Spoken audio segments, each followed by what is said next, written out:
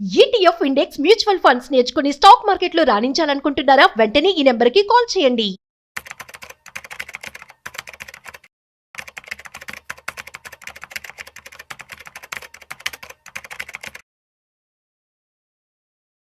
నమస్తే సార్. నమస్తే ma'am. Sir, dollar విషయానికి వస్తే మరి 4 years లో లో లెవెల్ కి ట్రేడ్ అవడం మనం చూస్తున్నాం, అంటే పడిపోవడం మనం చూస్తున్నాము. అంటే ఏం జరుగుతుంది? ఈ డాలర్ ఇండెక్స్ ఈ ఒక్క వారంలోనే 2% డ్రాప్ అయిందండి. అండ్ ఈ 1 yearలో ఆల్మోస్ట్ 11% డ్రాప్ అయింది. ఇండియన్ రూపీలో చెప్పాలంటే మన రూపీస్లో మార్చుకుని చెప్తే 11% డ్రాప్ అయింది. డాలర్ ఇంత స్పీడ్గా డ్రాప్ అవటం ఫస్ట్ టైం చూస్తున్నాం చాలా సంవత్సరాల తర్వాత. అండ్ ప్రస్తుతానికైతే చాలా స్ట్రాంగ్ ఏరియాలో, అంటే almost 14 years long term trend line ఏరియాలో సపోర్ట్ తీసుకుంటుంది. అది కనుక బ్రేక్ డౌన్ అయితే ఇంకా కిందకి వెళ్ళే ఛాన్స్ ఎక్కువ ఉంది. దాని మీనింగ్ ఏంటంటే వరల్డ్ వైడ్గా అందరూ కూడా ఈ అమెరికన్ డాలర్ అమ్ముతా పోతున్నారు ఎవరైతే స్టోర్ చేస్తున్న వాళ్ళు. అండ్ రెండోది సెంట్రల్ బ్యాంక్స్ అన్ని కూడా గవర్నమెంట్ సెక్యూరిటీస్ని అమ్మేసుకుంటూ వెళ్తున్నాయి. మనం చూస్తూనే ఉన్నాం, ఇండియా వాళ్ళు గవర్నమెంట్ సెక్యూరిటీస్ని అమ్మేస్తున్నారు, చైనా వాళ్ళు అమ్మేస్తున్నారని, యూరోప్ వాళ్ళు అమ్మేస్తున్నారని. మొత్తానికైతే అమెరికన్ మార్కెట్ కొంచెం స్ట్రెస్ గురవుతుంది ఈ విషయంలో. దాని తోడు వడ్డీ రేట్లు ఇంకా తగ్గిపోతున్నారని న్యూస్ రాబోవడంతో ఒక్కసారిగా అమ్మకాలు బీనింది అనమాట. అండ్ లోయెస్ట్లో ట్రేడ్ అవుతుంది 4 years లోలో. మీరు ఊహించండి, ఇప్పటికే చాలా కంట్రీస్ వాళ్ళ దగ్గర ఉన్న డాలర్స్ అన్ని అమ్మేసుకొని గోల్డ్లో కన్వర్ట్ చేసుకున్నారు. ఎవరైతే 2 years బ్యాక్ గోల్డ్లో కన్వర్ట్ చేసుకున్నారో వాళ్ళందరికీ ఆల్రెడీ గోల్డ్లో ఇన్వెస్ట్ చేయడం ద్వారా 70-80% రిటర్న్స్ వచ్చినాయి ఆల్రెడీ. ఇప్పుడు లేట్గా వాళ్ళు వచ్చే వాళ్ళు కూడా రిలీజ్ అవుతున్నారు, ఈ డాలర్లో ఉంచుకుంటే వచ్చే దాంతో పోల్చుకుంటే గోల్డ్ షిఫ్ట్ అయితే బెటర్ కదా అని చెప్పేసి అది అగ్రెసివ్ టైర్ అవుతుంది. గోల్డ్ వన్ వే రూట్లో పెరగడానికి మెయిన్ కారణం కూడా అదే. ఈ ఫియట్ కరెన్సీల మీద నమ్మకం పోయింది. దీంట్లో ఇన్వెస్ట్ చేసినా సరే ఇక మన పిక్చర్లు ఏముండదు. అంటే డాలర్ని ఒక అసెట్ లాగా ట్రీట్ చేయడం మానుకున్నారు అందరూ. అందుకని ఒరిజినల్ అసెట్ క్లాస్కి మూవ్ అవుతున్నారు. ఈ ఫియట్ కరెన్సీల నుంచి ఒరిజినల్ ఫిజికల్ అసెట్కి మూవ్ అవుతా ఉన్నారు. అందుకే గోల్డ్ అద్దొదుపు లేకుండా పోతూనే ఉందన్నమాట. ఇంకా దాంతో చైనా వాళ్ళు టూ మచ్ కొంటున్నారు కదా, దాంతో ఇంక మూవ్ అవుతుంది. మొత్తానికైతే ఇప్పుడు కొత్త ట్రెండ్ ఏంటంటే సెల్ అమెరికా. వరల్డ్ వైడ్గా అన్ని సెంట్రల్ బ్యాంక్స్, అందరు పెద్ద పెద్ద ఇన్వెస్టర్లు అందరూ కూడా అమెరికన్ సెక్యూరిటీస్ని అమ్మేసుకుంటూ వాటిని వేరే దాంట్లో తీసుకెళ్తున్నారు. ఇప్పుడు డాలర్ ఇండెక్స్ చూస్తే ఇది 1 yearలో కాదు 4 yearsలో డైరెక్ట్గా.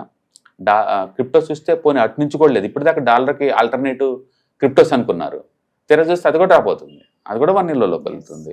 మొత్తం మీద ఫిజికల్ అసెట్స్ ఎక్కువ అవుతుంది. అందుకని వరల్డ్ వైడ్గా జనాలకి ఏంటంటే ఫియట్ కరెన్సీ మీద నమ్మకం పోయి అండ్ ఫిజికల్ అసెట్స్కి మూవ్ వెళ్తూ ఉన్నాయి. అందుకని 1 way ర్యాలీ చూస్తున్నాం. గోల్డ్ అండ్ సిల్వర్ రెండు కూడా మార్నింగ్ ఓపెన్ కావడంతో ప్లస్ 2-3 మనం ఎవ్రీడే చూస్తూ ఉన్నాం.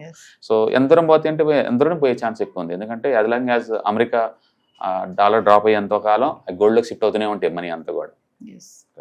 రీసెంట్ గా మరి భారత్ యూరోప్ డీల్ కూడా జరిగింది కదా సార్, దానికి సంబంధించి కూడా ఏమన్నా ఉంటుందంటారా? ఒకటని కాదు, ఎందుకంటే ఇప్పుడు ఇండియా ఈ డీల్ జరిగింది అనుకోండి, డాలర్ని బైపాస్ చేస్తారు కదా ఇద్దరు. వాళ్ళకి అవసరం లేదు డాలర్, మనం వాళ్ళకి కావాల్సిన యూరోలో పే చేస్తాం, వాళ్ళకి మనకు కావాల్సిన ఇండియాలో పే చేసుకుంటూ పోతుంటాం. కాబట్టి డాలర్తో సంబంధం లేదు. ఇంకా అట్లా ప్రతి కంట్రీ కూడా ఇంకొక కంట్రీ అంతా లోకల్ కరెన్సీలో టైప్ అవుతున్నారు. డాలర్ ఎందుకు ఇంకా?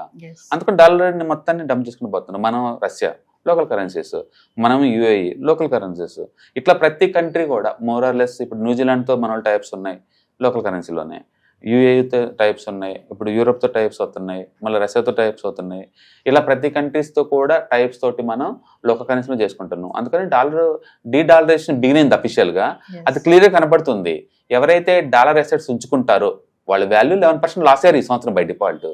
ఎంతకాలం లాస్ అవుతారు అంటే చెప్పలేము ఇది, ఎందుకంటే గోల్డ్ షిఫ్ట్ అవుతున్నారు కాబట్టి అందరూ. అందుకని వరల్డ్ మొత్తం కూడా డీడాలరైజేషన్ అఫీషియల్గా బిగిన్ చేశారు. అండ్ ఇవన్నీ కూడా అమెరికా వాళ్ళు ఓన్ చేసిన తప్పులు అనుకోవచ్చు. బట్ మనం చూసుకుంటే రోమన్ ఏరియా నుంచి కూడా ఏ కరెన్సీ కూడా యూనిఫామ్గా వరల్డ్ని ఏలలేదండి. అన్నిటికన్నా ఎక్కువ కాలం సస్టైన్ ఏంటంటే రోమన్దే. 500 years ఏముంది వాళ్ళ కరెన్సీ. ఇంకా మిగతా అన్ని ఈవెన్ ఫ్రెంచ్ కరెన్సీ కానీ లేకపోతే బ్రిటిష్ పౌండ్ కానీ అన్ని కరెన్సీలు మొత్తం కూడా రైజ్ అవ్వాల్సిందే, ఫాల్ అవ్వాల్సిందే. ఇప్పుడు వంతు అమెరికాది వచ్చింది, స్లోగా గ్రాడ్యువల్గా అది కూడా డ్రాప్ అవుతుంది. ఇప్పటికే బిలో 45కి వచ్చేసింది వరల్డ్ రిజర్వ్ కరెన్సీగా. గోల్డ్ పెరుగుతూ ఉందన్నమాట. అలాగని చెప్పేసి ఆల్టర్నేటివ్ అసెట్స్ ఇమీడియట్గా డాలర్కి ఆపోజిట్ వస్తేనే కాదు, బట్ దానిపైన స్టేటస్ తగ్గుతా పోతుంది అనమాట. దాంతో వరల్డ్ వైడ్గా డాలర్ని డంప్ చేస్తున్నారు, దాన్ని అదర్ అసెట్స్కి మార్చుకుంటున్నారు, డాలర్ డ్రాప్ అవుతుంది. ఈవెన్ ట్రంప్కి కూడా డాలర్ డ్రాప్ అవుతుందంటే దట్స్ గ్రేట్ అని చెప్తున్నారు తప్ప దాన్ని అడగడానికి ట్రై చేయట్లేదు. బహుశా మేక్ ఇన్ ఇండియా స్ట్రాంగ్గా వేరే దేశాలు అమ్మాలి అంటే డాలర్ ఎంత వీక్ చేసుకుంటే అంత బెటర్ అని వాళ్ళు అనుకున్నట్టున్నారు. నేను అనుకోవటం ఏంటంటే అది 80 రూపీస్కి వచ్చినా పెద్ద ఆశ్చర్యం లేదు నెక్స్ట్ కపుల్ ఆఫ్ మంత్స్లో. డీడాలరైజేషన్ అంటున్నారు కదా సార్, అంటే డాలర్ నుంచి దూరం వెళ్ళిపోవటం. అంటే అమెరికాతో నా బిజినెస్ లేదనుకోండి, నా డాలర్తో మాత్రం ఏం పని ఇంకా. ఇప్పటి వరకు ఏంటంటే అది రిజర్వ్ కరెన్సీ స్టేటస్ ఉండేసి అందరు సాఫ్ట్ ఇచ్చారు. మొదట్లో పెట్రోల్ డాలర్ పెట్టేసి పెట్రోల్ అన్ని ఎవరైనా సరే డాలర్లో కొనాలని పెట్టేవాళ్ళు. ఇప్పుడు ఎవరు కొంటున్నారు? అందరూ వాళ్ళు లోకల్ కరెన్సీస్. మన ఇండియా వాళ్ళు రష్యా లోకల్ కరెన్సీలో కొంటున్నారు. అందుకని దాన్ని డాలరైజేషన్ అంటాం. డాలర్ దూరంగా ఉంటారని డాలరైజేషన్. వాళ్ళు అనవసరంగా ఈ టారిఫ్ వారు బీయింగ్ చేసేసి టారిఫ్ని ఒక వెపన్ లాగా వాడుతున్నారు. వాళ్ళు డాలర్ని ఒక వెపన్ లాగా వాడుతున్నారు. దాంతో వరల్డ్ వైడ్గా అందరూ జాగ్రత్త పడుతున్నారు. రష్యా లాంటి పవర్ఫుల్ కంట్రీ, దాన్ని అసెట్స్ ఫ్రీజ్ చేశారు. రేపొద్దున అమెరికాలో మన అసెట్లు ఉన్న ఫ్రీజ్ చేశారు అనుకోండి, ప్రాబ్లం అవుద్ది కదా. అలాంటప్పుడు అసలు అమెరికాలో పెట్టింది దానికి, అందుకని సెల్ కొడుతున్నారు అందరూ. సెల్ కొట్టడం వల్ల డాలర్ బాగా వీక్ అయిపోతుంది. అట్లా వరల్డ్ వైడ్ చూసుకుంటే లాస్ట్ 1 year నుంచి టూ మచ్గా డీడాలరైజేషన్ జరుగుతుంది. అంటే క్లియర్గా డాలర్ 11% డ్రాప్ అవడం అనేది క్లాసిక్ ఎగ్జాంపుల్. ఈ వారం అయితే మరి పీక్ లెవెల్ చేరింది. విత్ ఇన్ 1 week లో 2% డ్రాప్ అయింది dollar index. Okay, and gold ఎందుకు పెరుగుతుంది అంటే ఇప్పుడు దొరుకుతుంది ఆన్సర్ అందరికీ. ఎందుకంటే డాలర్ నుంచి డాలర్లు పెట్టే వాళ్ళందరూ, డాలర్లో ఉన్న వాళ్ళందరూ షిఫ్ట్ అవుతున్నారు కాబట్టి. అందుకని గోల్డ్ ఇప్పుడు ఆగిద్దా అంటే చెప్పడం కష్టం. డాలర్ ఇప్పుడు ఆగితే అప్పుడు ఇది ఆగుతుంది. సార్ మరి వీకెండ్ లో మన వెబినార్ క్లాసెస్ ఉన్నాయి కదా, దాని గురించి ఏం చెప్పబోతున్నారా క్లాసెస్ లో, మరి ఏంటి ఒకసారి? దాంట్లో మీకు ఈటీఎఫ్స్ గురించి, ఇండెక్స్ ఫండ్స్ గురించి అండ్ మ్యూచువల్ ఫండ్స్ గురించి కవర్ అవుతుందండి. ఎవరైనా స్టాక్ మార్కెట్లో ఎంటర్ అవ్వాలనుకుంటే సేఫ్టీ అండ్ సెక్యూర్గా ఎంటర్ అవ్వడం చాలా ఇంపార్టెంట్. అండ్ చాలా మంది స్టాక్ మార్కెట్ అనగానే ఇంకా స్టాక్స్ అని ఎంటర్ అవుతూ ఉంటారు. మీరు లాస్ట్ 1 year చూసారు స్టాక్స్ ఎంత డ్రాప్ అవుతున్నాయి. 30, 40, 50% కూడా డ్రాప్ అయినాయి. ఎంతో స్ట్రాంగ్గా ఉన్నాయి. ఈవెన్ రిలయన్స్ కూడా 1 week లోనే 10% పడింది. అండ్ ఐటీసీ ఎంత పడింది? ఆల్మోస్ట్ 20% పడింది 1 week లోనే. అందుకని ఏదో ఒక రీజన్ తోటి మార్కెట్ పడతా ఉంటుంది. అందుకని స్టాక్ మార్కెట్లో వచ్చేటప్పుడు మీకు 2 రకాల రిస్క్లు ఉంటాయి. Stock specific risk and overall market risk అనమాట. ఓవరాల్ మార్కెట్ పడితే అన్ని పడిపోతాయి. బట్ మార్కెట్ బాగున్నా సరే స్టాక్స్ ఒకసారి పెరగవన్నమాట. ఎందుకంటే బ్యాడ్ న్యూస్ ఈ 2 పట్టేసి. మీకు ఎవరికైనా సరే స్టాక్ స్పెసిఫిక్ రిస్క్ మీకు వద్దు అనుకున్నప్పుడు బ్రాడ్ మార్కెట్ రిస్క్ ఒకటే సరిపోద్ది అనుకుంటే సేఫ్టీగా ఉంటుంది అనమాట మీకు. అలాంటి వాళ్ళకి మీ ETFs, index funds, mutual fund బాగా ఉంటాయి అనమాట. అందుకని అసలు ఇవంటే ఏంటి, మీకు రిస్క్ ఎలా తగ్గించుకోవచ్చు, ఎలా మనీ మేక్ చేసుకోవచ్చు, ఇలాంటి టెక్నిక్స్ అని దీంట్లో డిస్కస్ చేస్తారు. కాబట్టి మీరు మార్కెట్లో వచ్చే బిగినర్ అయి ఉండొచ్చు, ఎక్స్పీరియన్స్ పర్సన్ అని ఉండొచ్చు. మీరు కన్జర్వేటివ్లో మనీ మేక్ చేసుకోవడానికి ఈ ప్రోగ్రామ్ బాగా యూజ్ అవుతుంది అనమాట. కాబట్టి మీకు ఇంట్రెస్ట్ అనుకుంటే స్క్రోల్ అవుతున్న కింద నెంబర్ రింగ్ చేసుకుంటే మా వాళ్ళు గైడ్ చేస్తారు. సో వ్యూవర్స్, మరి స్టాక్ మార్కెట్ అనలిస్ట్ సుందరరామరెడ్డి గారిది వీకెండ్ లో వెబినార్ క్లాస్ అయితే నిర్వహించబోతున్నారు.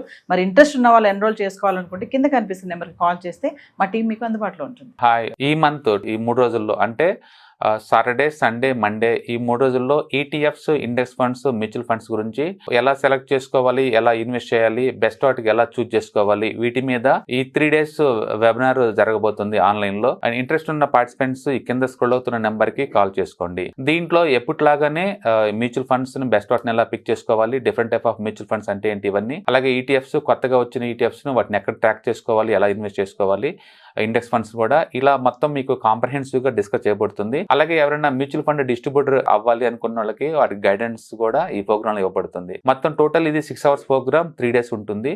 ఇంట్రెస్ట్ ఉన్న పార్టిసిపెంట్స్ అందరూ కూడా కింద స్క్రోల్ అవుతున్న నెంబర్ కాల్ చేసుకొని ఈ వెబినార్ కి బుక్ చేసుకోండి. Thank you.